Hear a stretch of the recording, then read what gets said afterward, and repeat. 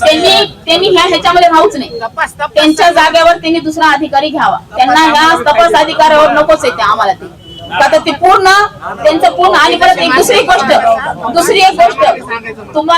तुम्हाला ते सीडीआर काढायची फार हाऊस आहे ना सगळ्यांचे मोबाईलचे, तर तुम्ही सुद्धा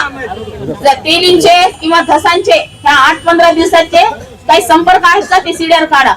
म्हणजे तुम्हाला समजेल की धसांचे फोन एसआयटीला किती गेले आणि एसआयटीचे फोन धसांना किती आले ते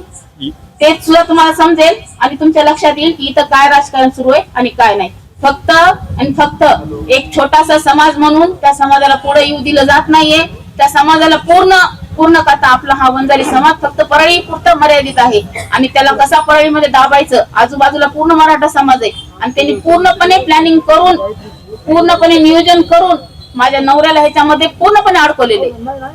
माझ्या